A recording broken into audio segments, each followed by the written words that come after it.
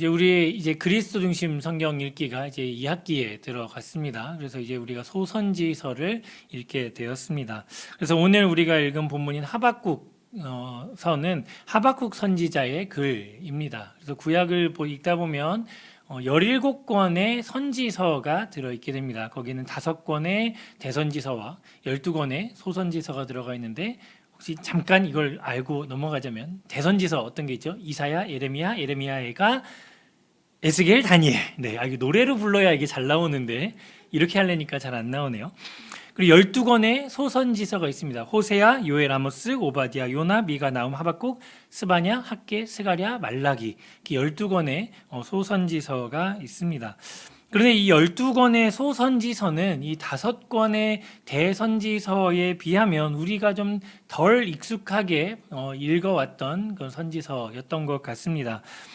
에스겔, 다니엘, 이사야, 이런 예레미야 이런 책에 비하면 뭔가 내용도 화려하고 재밌는 내용이 들어갔다기보다 계속해서 구원을 갈망하고 기도를 하고 구원을 선포하고 그런 내용들만 계속 반복이 되기 때문도 있는 것 같습니다. 네, 하지만 그렇다고 해서 이 소선지서의 사역자들이, 선지자들이 대선지서의 선지자들에 비해서 덜 중요하거나 영감을 덜 받았다거나 역량이 부족하거나 그래서 대소로 나누는 건 아닙니다. 단지 양의 많고 적음 때문에 대선지서, 소선지서 이렇게 나와 있습니다. 우리가 지금 읽은 하박국 말씀만 해도 3장까지만 있는 이런 아주 적은 분량입니다. 그래서 이 하박국에서 말씀하시는 이 하나님의 말씀이 정말 우리에게 더 묵직하게 크게 다가오는 오늘 이 시간이 되었으면 좋겠습니다.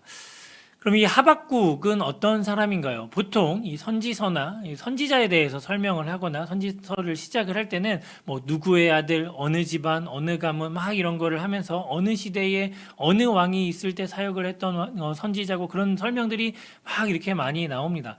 그런데 우리가 읽은 하박국의 시작을 보면 그냥 선지자 하박국이 묵시로 받은 경고라라는 말로 시작을 하고 있습니다.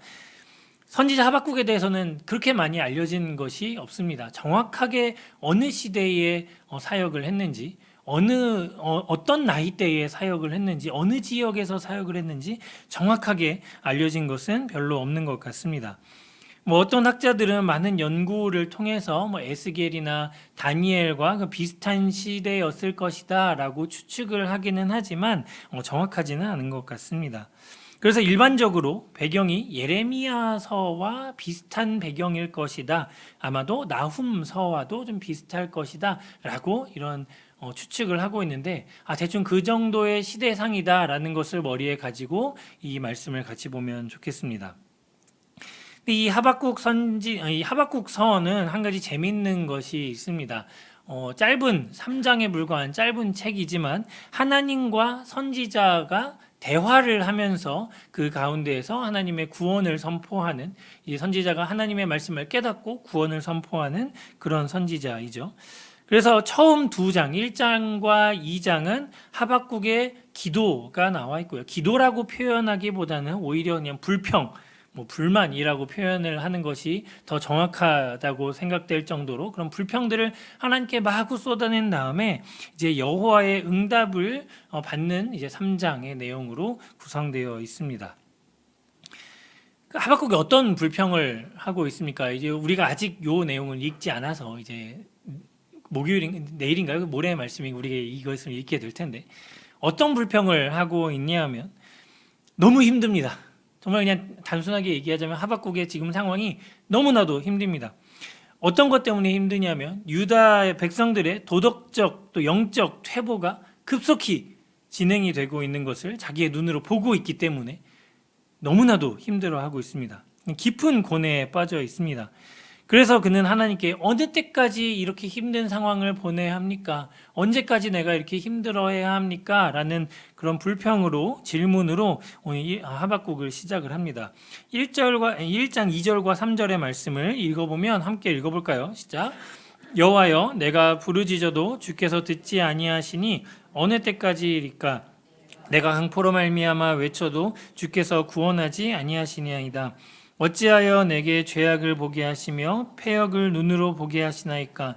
겁탈과 강포가 내 앞에 있고 변론과 분쟁이 일어났나이다. 너무나 해도 힘들죠. 딱 요 두 절만 읽어봐도 이 하박국이 얼마나 자신의 힘든 상황을 하나님께 이야기를 하고 있는지 알 수 있을 것 같습니다. 언제까지 내 말 안 들어주실래요? 내가 이 꼬라지를 언제까지 봐야 됩니까? 라는 이야기를 하나님께 마구 쏟아내고 있는 것입니다. 마치 시편 13편에서 제가 몇 주 전에 금요 기도회 때도 시편 13편으로 설교를 했었는데, 마치 시편 13편에서 다윗이 하나님께, 하나님 제가 언제까지 이렇게 힘들어야 됩니까? 언제까지 이래야 됩니까? 라고 이야기를 하는 것처럼 하박국도 하나님께, 하나님 언제까지 이래야 됩니까? 내가 이 눈으로 이걸 계속 봐야 됩니까? 라는 질문을 계속해서 하고 있습니다. 이처럼 하박국 선지자는 고난에 대해서 고난과 이 의에 대해서 하나님께 여러 가지 질문을 하고 대답을 받고 이런 질문으로 1장을 시작을 합니다. 그러면서 2장에서는 하나님께서 자신의 공의와 정의를 드러내시는 부분이 바로 2장에 나옵니다. 그 하나님이 공의와 정의의 하나님이시고 악인은 결국 심판을 받게 될 것이다 라는 것을 하박국에게 상기시켜주는 부분이 바로 2장의 말씀이죠. 그럼 이제 마지막 장에서는 하박국이 하나님을 찬양하는 내용으로 오늘 3장이 마무리가 되고 있습니다. 하박국이 살던 시대, 아까 어떤 시대라고 말씀을 드렸죠. 정말 절망의 시대였습니다. 이 국제 정세는 아주 급격하게 돌아가고 있고 강대국들이 막 설치고 있고 우리 여기서 어디에 붙어야 되나, 어떻게 살아가야 되나 막 이렇게 고민하고 있는 그런 시대였습니다. 대적이 사방을 둘러싸고 있는 그런 시대입니다. 다시 말해서 악이 승리하는 것처럼, 악인들이 승리하는 것처럼 보이는 시대가 바로 이 시대였습니다. 그렇지만 하박국은 이런 절박한 상황을 지금 눈으로 보고 있지만 이스라엘의 하나님이, 자신의 하나님, 나의 하나님이 자신의 전능한 하나님이시고 놀라운 일을 하시는 분이라는 사실을 떠올리고 있습니다. 비록 지금은 그분이 계시지 않는 것 같고, 비록 지금은 그분이 일하지 않으시는 것 같고, 정말 아무 소리도 나에게 하시지 않는 것 같고, 정말 답답한 상황이 이어지고 있지만, 예전에 하나님이 자신의 백성들에게 보여주셨던 그런 놀라운 기사와 이적에 대해서 떠올리고 있는 부분이 바로 오늘 3장이 시작이 되는 부분인 것이죠. 그래서 하박국은 하나님이 다시 오셔서 다시 일을 속히 일하셔서 수년 내에 자신의 구원의 일을 행해달라는 요청으로 이 오늘 3장을 시작을 하고 있습니다. 3장 2절 말씀 함께 읽어볼까요? 시작. 여호와여, 내가 주께 대한 소문을 듣고 놀랐나이다. 여호와여, 주는 주의 일을 이 수년 내에 부응하게 하옵소서. 이 수년 내에 나타내시옵소서. 진노 중에라도 긍휼을 잊지 마옵소서. 아멘. 제가 이 말씀을 굉장히, 제가 한 중학교, 초등학교 때부터 어디에 있는 말씀인지는 잘 모르겠지만 머릿속에 새겨놓고 있었던 말씀이 바로 이 말씀이었습니다. 왜냐하면 혹시 그 찬양 아시나요?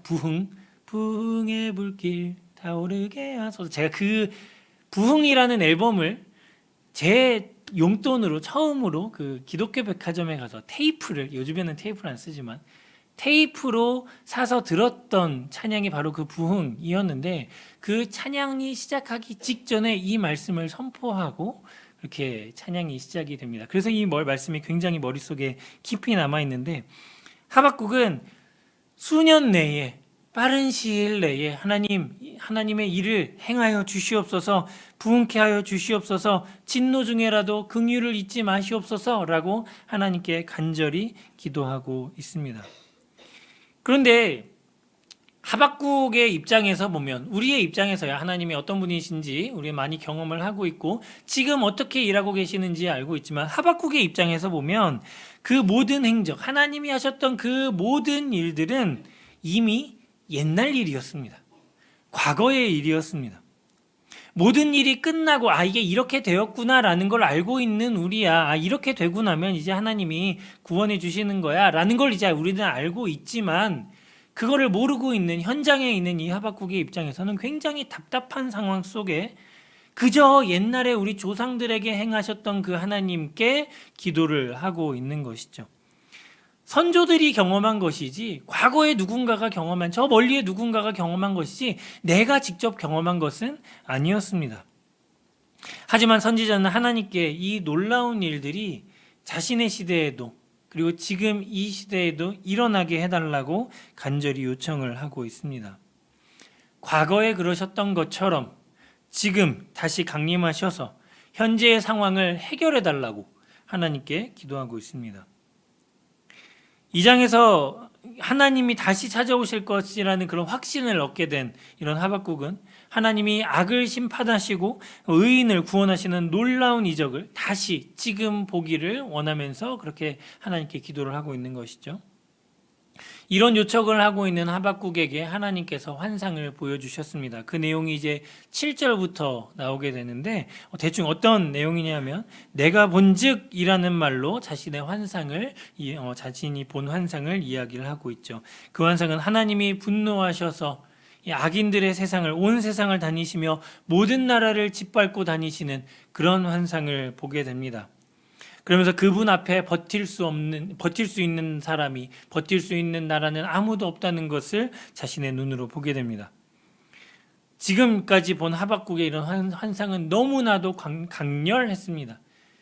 너무나도 두려울 정도였습니다. 막 내가 창자가 떨릴 정도로 너무나도 두려운 그런 하나님의 일하심이었습니다. 그런데 하나님께서는 자신의 이런 분노의, 공포스러운 이런 분노의 심판을 내리시는 이유를 13절에서 설명을 하고 계십니다. 왜 자신이 그런 무서운 일을 행하셔야 하는지 13절에서 설명을 하고 있습니다. 13절에서 보면 이렇게 말씀을 하시죠. 주께서 주의 백성을 구원하시려고 기름 부은 자들을 구원하시려고 나오사 악인의 집에 머리를 치시며 그 기초를 바닥까지 드러내셨나이다. 셀라.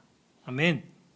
하나님께서는 자신의 백성들을 구원하시기 위해서 때로는 우리에게 인자한 하나님이시고 때로는 따뜻한 하나님이시지만 그런 단호하고 강렬하고 아주 무서운 하나님의 모습을 바로 우리를 위해서 보여주신다고, 나를 위해서 보여주신다고 하박국은 그렇게 고백을 하고 있죠. 자신의 백성을 구원하기 위해서, 기름 부은 자들을 구원하시기 위해서 지금까지 묵묵히 참고 기다리시다가 악이 정말 악이라는 것을 알게 하시고 선이 무엇인지 알게 할 때까지 기다리셨다가 자신이 그것을 행할 것이고 그것이 얼마나 확실한지 얼마나 화끈한지를 하박국에게 보여주고 계십니다. 이런 하나님의 말씀이, 이런 하나님의 환상이 대적에게 둘러싸여 있는, 애워싸여 있는 백성들에게 얼마나 큰 위로가 되겠습니까? 정말 든든하겠죠. 하나님은 그들이 고난을 당할 때 그들을 결코 한순간도 버리지 않으셨습니다. 그분은 맹렬한 질투심으로 일어서서 자신의 백성을 해친 자들을 치셨습니다. 그들에 대한, 우리에 대한 하나님의 사랑이 바로 이런 사랑인 것이죠. 끝까지 참으시고 자신을 확실히 드러내시고 그 약속을 확실히 행하시는 분이 바로 우리 하나님이신 겁니다. 우리의 원수, 대적들은 어떻습니까? 우리를 무너뜨리려고 호시탐탐 기회를 노리고 있습니다. 어떻게든 우리를 무너뜨리기 위해서, 정신적으로든 육체적으로든 어떻게든 우리를 무너뜨리기 위해서 계속해서 기회를 노리고 있고, 또 14절에서 이 하박국이 고백하는 것처럼 회오리 바람처럼 나를 흩으려고 하고 가만히 가난한 자를 삼키기를 즐거워하는 자들이 이 세상의 악한 자들입니다. 이 악한 자들은, 이 악은 지금도 우리를 틈타려고 계속해서 기회를 엿보고 있습니다. 이런 현실 때문에 우리는 너무나도 자주, 너무나도 잘 넘어지죠. 그럴 때마다 하나님이 침묵하고 계신 것 같고, 그럴 때마다 하나님이 일하고 계시지 않는 것 같고, 어떨 때는 하나님이 나와 함께 계시지 않는 것 같고, 너무나도 절망스러운 그런 때를 보냅니다. 우리를 도우시고 대적을 물리치신다고 하시는 그 하나님이 지금 나의 하나님으로는 도저히 받아들여지지 않을 때가 너무나도 많은 것 같습니다. 그저 그 하나님은 성경 속의 하나님이고 나의 하나님은 아니지만 이 옆에서 일하고 계신 하나님인 것 같고 내가 아닌 다른 분에게는 열심히 일하고 계시지만 나에게는 일하시지 않는 그런 하나님인 것처럼 그렇게 느껴지기도 합니다. 그저 그 하나님이 과거의 하나님으로 끝나는 것처럼 느껴질 때도 있습니다. 예전에는 분명히 하나님이 내 삶에서 이렇게 일하셨는데 지금은 그 하나님이 느껴지지 않는 것 같은. 하지만 우리는 하박국이 그랬던 것처럼 하나님에 대한 소망을 품을 수 있습니다. 어떻게 품을 수 있습니까? 하박국의 희망의 근원, 그 출처는 지금 자신이 바라보고 있는 하나님이 아닙니다. 하박국이 지금 소망을 품을 수 있는 출처는 과거에 저 멀리 언젠가 일하셨던 선조들에게 일하셨던 그 하나님, 그 과거의 하나님이지만 자신이 그 하박국이 소망을 품을 수 있는, 우리가 소망을 품을 수 있는 그 동력은 어디서 나옵니까? 바로 미래에서 나오는 것입니다. 과거에 기반을 두고 있지만 그저 과거사로 끝나지 않고 또 다시 반드시 그렇게 행하실 것이라는 미래에 대한 확신. 하나님의 당신의 고통을 받는 그 백성을 구원하기 위해서 고통을 가하는 자들을 심판하기 위해 다시 오실 것이라는 그 확신이 있기 때문에, 믿음이 있기 때문에 우리는 소망을 품을 수 있는 것입니다. 예수님께서는 우리에게 분명히 약속하셨습니다. 내가 다시 오실 것이라고. 그날을 준비하라고 우리에게 말씀하셨습니다. 우리는 그 약속이 있기 때문에, 그에 대한 믿음이 있기 때문에 우리는 소망을 품을 수 있는 것이죠. 비록 지금 당장은 하나님이 보이지 않는 것 같지만 지금까지의 삶을 통해서 보여주신 그 하나님이 계시기 때문에 그분을 믿고 소망을 품을 수 있는 것입니다. 이제 하나님의 이런 위로와 확신의 말씀을 듣고 하박국은 이제 신앙의 결단을 내립니다. 함께 17절, 18절 말씀을 읽어볼까요? 시작. 비록 무화과 나무가 무성하지 못하며 포도나무에 열매가 없으며 감람나무에 소출이 없으며 밭에 먹을 것이 없으며 우리의 양이 없으며 외양간에 소가 없을지라도 나는 여호와로 말미암아 즐거워하며 나의 구원의 하나님으로 말미암아 기뻐하리로다. 아멘. 하박국은 이런 절망 속에서, 절망의 나락 속에서 딛고 일어나서 찬양의 정상에 우뚝 서는 모습을 지금 이 모습으로 우리가 알 수 있는 것입니다. 제가 오늘 설교의 본문의 제목을 절망의 중심에서 희망을 외치다라고 정했습니다. 왜 그랬냐면 제가 참 이 제목을 정하는 은사가 없는데 어떻게 하면 이거를 제목을 정해볼까 고민을 하다가 막 말씀을 준비하다가 싹 스쳐 지나간 한 20년 전 영화 소설책을 영화로 만든 건데 아실지 모르겠지만 세상의 중심에서 사랑을 외치다라는 소설책이 있었습니다. 그 내용이 딱 생각이 나면 제목이 생각이 나면서 절망 속에서 절망의 중심에서 희망을 외치고 있구나. 하박국이 지금 소망을 외치고 있구나 라는 생각이 들었습니다.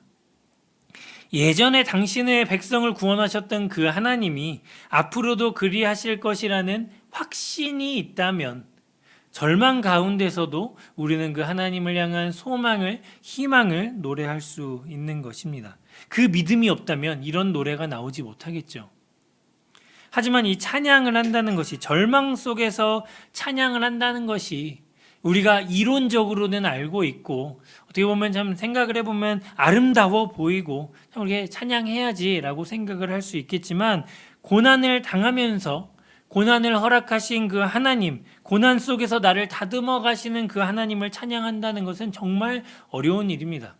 차마 찬양이 나오지 않죠. 불평이 나오고 원망이 나오지 그 속에서 절망의 한가운데서 그렇게 하나님을 찬양한다는 것은 결코 쉽지 않은 것 같습니다. 솔직히 말해서 아주 가혹하고 잔혹한 일이죠. 그래서 우리가 누군가를 위로하려고 할 때, 누군가를 만나서 손을 잡아주려고 할 때 그래도 찬양해야지라는 말을 쉽게 할 수 없는 이유가 바로 그것입니다. 그 가운데에 있는 당사자는 하나님을 찬양을 도저히 할 수가 없습니다. 그럼에도 지금 하박국은 그 속에서 절망의 한가운데에서 지금 당장 내 가운데 희망이 요만큼도 보이지 않는 현실 속에서 하나님을 찬양하고 있는 것입니다. 하지만 이런 역설이 우리의 믿음을 드러내는 것이죠. 의인은 그의 믿음으로 말미암아 산다고 했습니다. 이 믿음으로 산다는 것은 무엇입니까? 그럼에도 불구하고 하나님을 찬양하는 것. 그리 아니하실지라도 하나님을 믿는 믿음을 포기하지 않는 것. 이것이 바로 의인의 믿음인 것입니다. 다니엘과 친구들이 그랬던 것처럼 그리 아니하실지라도 나는 당신에게 우상에게 절하지 않겠습니다 라고 고백을 했던 다니엘과 친구들처럼, 그리고 욥이 그랬던 것처럼, 다윗이 그랬던 것처럼 어떠한 상황에서도 순전하게 감사하며 나와 지금 함께 하신다고 약속하신 그 하나님을 찬양하는 것이 믿음으로 사는 의인의 모습인 것입니다. 그리고 우리가 방금 읽은 이 17절, 18절 말씀, 우리가 교회학교 때 찬양으로 많이 불렀죠. 박수 치면서 많이 찬양을 불렀죠. 무화과 나뭇잎이. 그런데 우리는 이렇게 재밌게 찬양을 하다 보니 이 말씀이 얼마나 심각한 상황인지, 얼마나 절박한 상황인지 모를 때 그저 그냥 기쁘게 하나님을 찬양하는 그런 찬양으로만 이 말씀을 불러왔습니다. 그 느낌이 잘 다가오지 않았죠. 그런데 하박국의 찬양은 정말 처참한 상황 속에서도 아무것도 내가 바랄 수 없는, 무화과 나무에 잎이 무성하지 않고 포도나무에 열매도 없고 감람나무에 솔출이 없고 밭에 먹을 것이 없고 우리의 양이 없고 외양간에 소가 없을지라도, 지금 그런 상황이라 할지라도 나는 하나님을 찬양하겠습니다, 찬양합니다 라는 굳은 결단이 여기에 들어가 있는 것이죠. 하나님이 자기 눈앞에서 악한 자를 심판하고 의인을 구원하는 그런 현장을 내가 직접 지금 바라보지 못하고 있다 할지라도, 그 현장이 지금 이루어지고 있지 않다 하더라도, 그리고 그 하나님이 그리 아니하실지라도, 그렇게 하지 아니하실지라도 나는 여호와이시기 때문에, 그분이 나의 구원의 하나님이시기 때문에 나는 하나님을 찬양합니다, 그 하나님을 믿습니다 라는 확신을 가지고 찬양을 하고 있는 것입니다. 그리고 그분이 나를 반드시 구원해 주신다고 약속을 하셨기 때문에 나는 그 약속을 믿고 찬양합니다. 우리 성도님들은 이렇게 찬양하실 수 있으실까요? 내가 비록 지금 상황이, 사람들은 속된 말로 현실은 시궁창 이렇게 이야기를 하는데, 헬조선, 그 유행도 많이 지나갔죠. 헬조선도 지나고 탈조선도 지나고 막 현실을 부정하게 보고 하고 있는 이런 상황 속에서, 여러 가지로 어려운 이 상황 속에서 하나님을 찬양하실 수 있습니까? 하나님은 그럼에도 우리를 찬양하라고 오늘 우리에게 이 말씀을 주고 계신 것입니다. 그는 하박국은 하나님이 우리에게 승리를 주실 것을 알았기 때문에 기뻐하고 즐거워할 수 있었습니다. 사람들이 보기에는, 세상 사람들이 보기에는 여전히 패자이고 여전히 포로이고 여전히 형편없는 모습으로 살아가고 언제 죽을지 모르는 그런 모습으로 살아가고 있지만, 무엇도 기대할 수 없는 상황인 것 같지만 하박국은 나에게 이미 승리가 왔다라는 확신을 가지고 하나님을 찬양하고 있는 것입니다. 그냥 단순히 그래 나에게 승리가 올 것이야, 하나님이 그냥 나에게 승리를 줄 것이야, 막연한 그런 생각, 정신승리로 하나님을 찬양하고 있는 것이 아니라 이미 나에게 승리가 왔다라는 확신을 가지고, 믿음을 가지고 하나님을 찬양하고 있는 것이죠. 여기서 우리가 이제 각자 내려야 할 결정이 있습니다. 우리는 어떤 삶을 살 것입니까? 하나님으로 인해, 나의 구원의 하나님으로 인해 기뻐하고 즐거워하실 것입니까? 아니면 의심을 품고 좌절하고 넘어지고 쓰러져서 대적이 우리의 삶에서 승리하게 하실 것입니까? 너무나도 많은 사람들이, 우리 그리스도인들조차 너무나도 많은 우리는 마치 대적이 하나님보다 강한 것처럼 그렇게 여기면서 살아오고 있었습니다. 그리고 그 대적은 우리가 하나님의 목적에 의심을 품고 승리를 보지 못하면서 막연한 가운데서 살아가기를 원하는 것이 바로 우리의 대적들입니다. 그러나 하나님께서 우리에게 승리를 약속하셨고, 그리고 그분은 반드시 그 약속을 지키시는 분이라는 것을 믿으시기 바랍니다.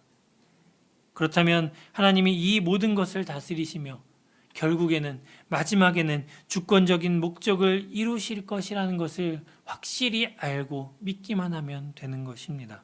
이 자체가 우리가 기뻐할 수 있는 이유가 되지 않겠습니까? 이 자체만으로 우리가 하나님을 찬양할 수 있지 않겠습니까? 이제 하박국은 마지막으로 하나님을 노래합니다. 19절에서 이렇게 이야기를 하죠. 주 여호와는 나의 힘이시라. 나의 발을 사슴과 같게 하사 나를 나의 높은 곳으로 다니게 하시리로다. 아멘. 이 하박국의 지금 이 3장 19절의 이 노래는 다윗의 시를 가져와서 그대로 찬양을 하고 있는 것입니다.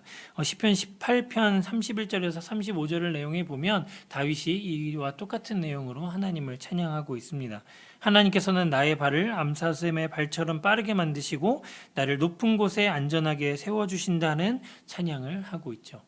그런데 다윗은 이 찬양을 할 때 그 시편 18편의 표제를 보면 다윗이 모든 원수들로부터 승리한 후에 부른 찬양이라고 시편 18편의 표제에 나와 있습니다.